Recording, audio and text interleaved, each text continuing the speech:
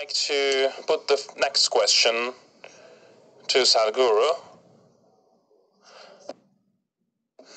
Right now, Nassim shared an interesting insight. He said that all that is fragile is going to break and will disappear. Now, the first thing I thought about is, well, the most fragile element in all this are humans. We are the most fragile element.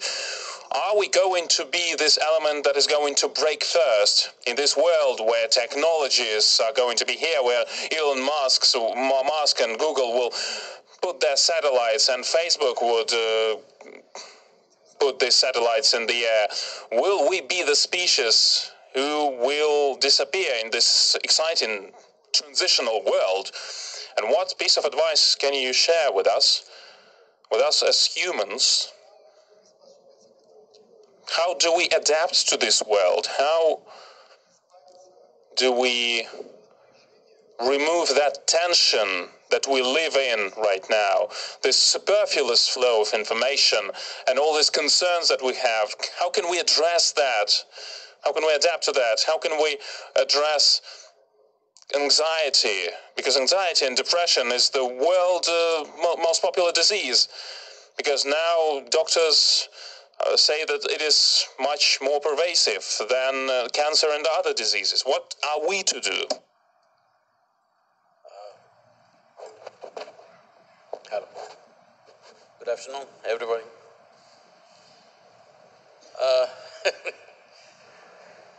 About what is fragile will naturally collapse, of course. But what is fragile is not the human being, but many structures that human beings have created in the form of nations, in the form of religion, in the form of companies. These things will collapse, and it's a very good thing. When we say human being, we referred only to the human as a being. We did not say a tiger being, an elephant being, an ant being. We only said human being. This means we have a capability beyond our survival process. Our life truly begins only when our survival is taken care of. Till now, at least the vaguely recorded history of 12 to 15,000 years, we've been only struggling for survival.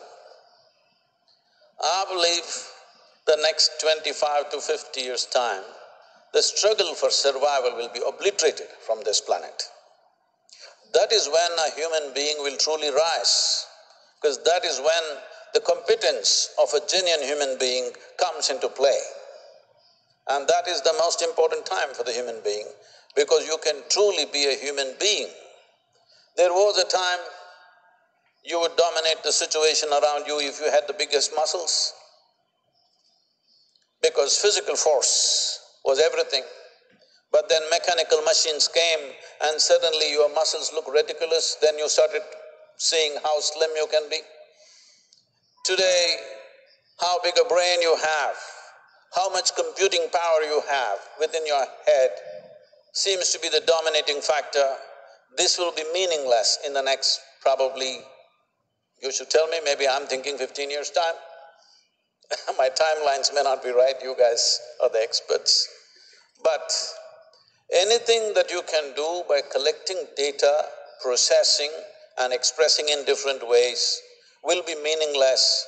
Your silly little phone, the smartphone, will be able to do much better than you. Already it's beginning to. This Google lady is looking smarter than the oracles of the past. I just ask, I'm in Coimbatore in southern India, I ask, what's the weather in St. Petersburg? Without batting an eyelid, she tells me within half a second, what is the weather in St. Petersburg?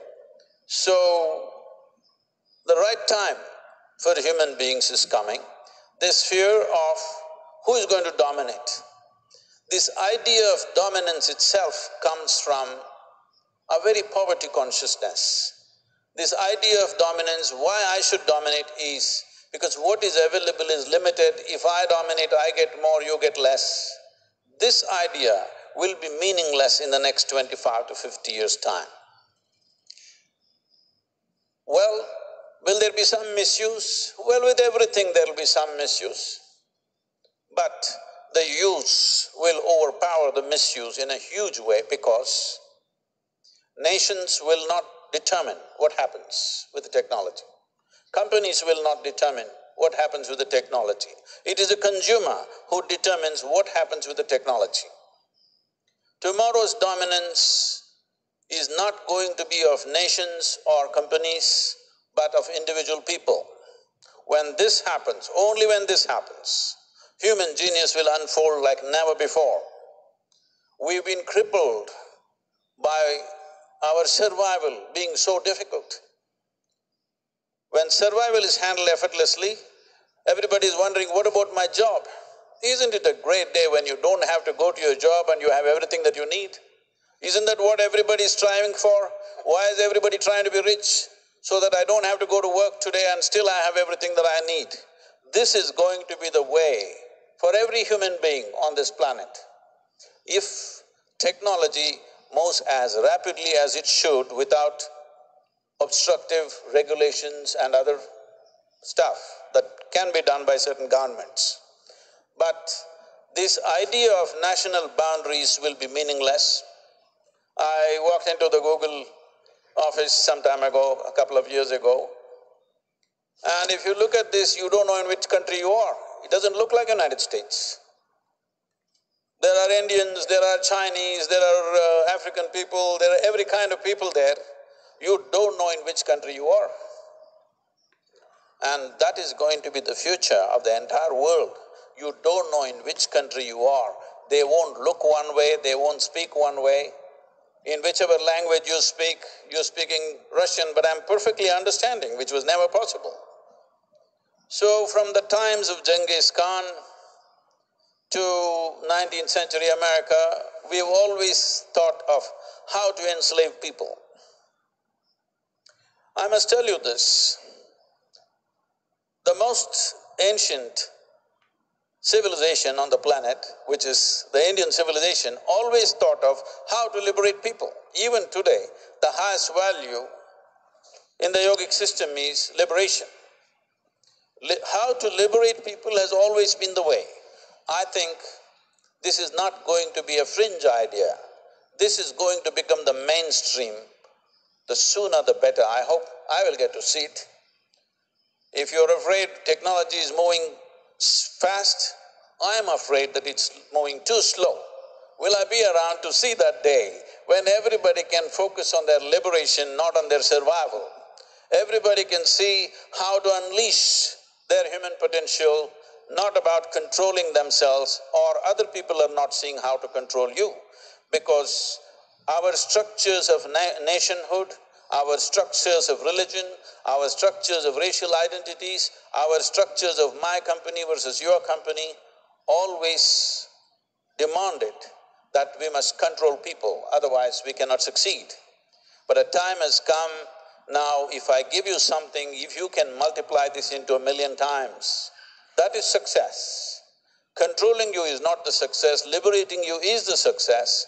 So, in the transitional period, of course, there will be upheavals, but upheaval means just this.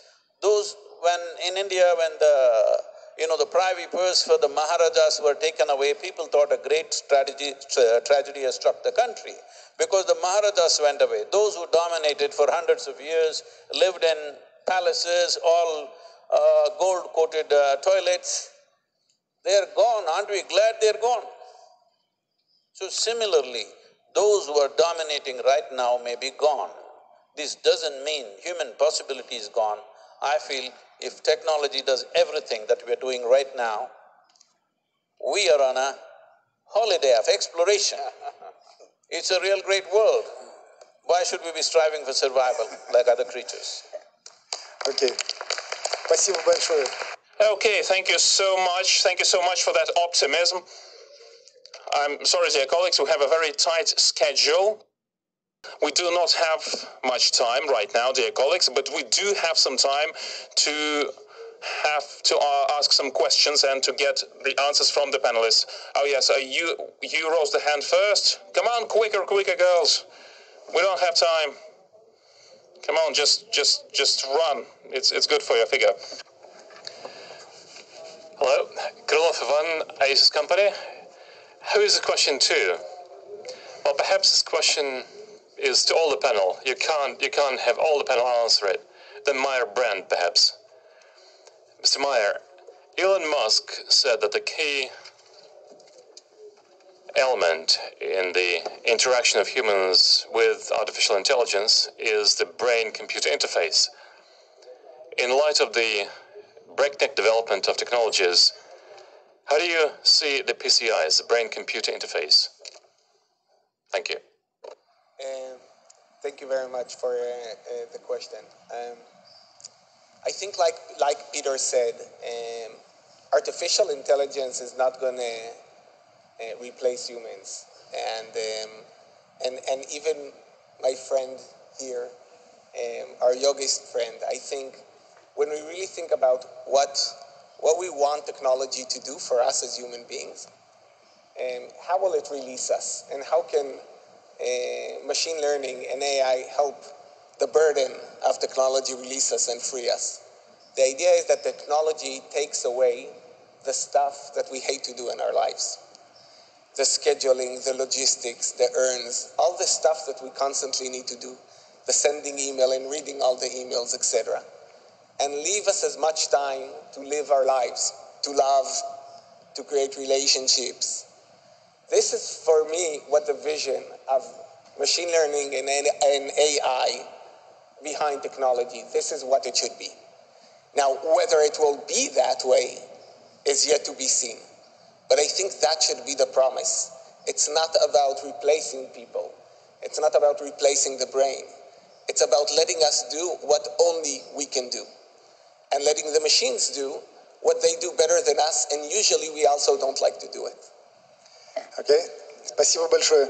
Так, пожалуйста, вот девушка в первом ряду. Okay, thank you very much. Something.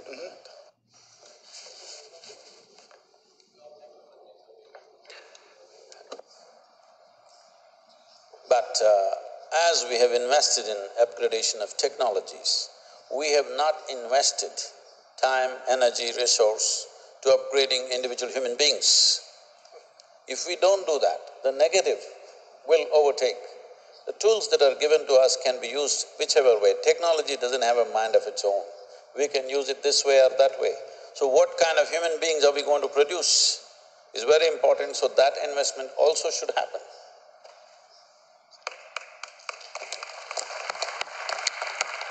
Пожалуйста, ваш вопрос. Please, your question.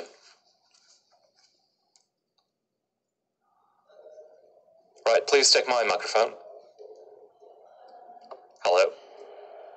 Hello. Alexander Chernobyl, Rare Earth magazine. My question is to Sadhguru. Sadhguru, thank you. Потому что трансляция.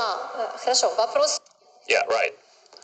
My question is this. You speak about the most important thing, the change of the human state of a human condition of people. You are saying that we need to change spiritually as we grow technologically. If we fail in that, that will essentially become the slaves of our technologies. Am I correct in saying that?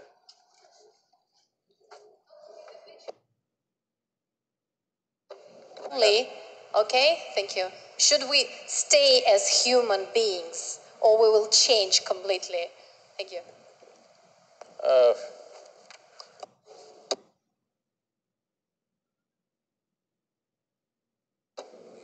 Now, but it is in the nature of the human being. Wherever you are, whatever you are, you want to be something more than what you are right now. If that something more happens, immediately you want to be something more and something more. If you look at this, there's an innate longing in every human being to expand limitlessly. If you want to expand limitlessly, we clearly know physical dimension is not the way to do it, because the nature of physicality exists only because of defined boundaries. So the moment you realize that more is not going to fulfill you, all is what you want. If all is what you want, you have to transition yourself from the physical to what is beyond the physical. When I say this, right now we're sitting here, everything physical about us is accumulated from outside, the food that we've eaten. But there's an intelligence inside of this. We unfortunately have limited ourselves till now to the human intellect, which largely functions on data. That is why that is what our technology friends are trying to make it obliterated from our lives. That the machines will do all those things where you collect data and do things. Till now, we've been only intellectual. But there is an intelligence within us which is capable of transforming a piece of bread into a human being. So this dimension of intelligence is what when individual human beings access, suddenly they look like extraordinary beings. When all data processing is handled by machines, this is where humanity will move. It's very important that we actively invest in this. In terms of time, energy, resource, we invest that individual human beings blossom into a possibility beyond memory. Right now, everything we're doing is memory-based. Our education, our spirituality, our religion, our everything is memory-based. We have to move from that because everybody has their own ideas about creation and their God and works. But essentially, because you don't have an explanation for how all this happened, you've come to some term of your own. But if you pay attention to a piece of creation, all you will see is it's a phenomenal sense of intelligence. But nobody ever said God is intelligence. People said God is love because they're desperate in their life. They did not find anybody to love, so they're looking upward. But a time will come now that we will recognize intelligence beyond data, intelligence beyond memory becomes the prime of the future human existence. And the quicker it happens, the quicker human potential will be realized. Thank you. Thank you very much.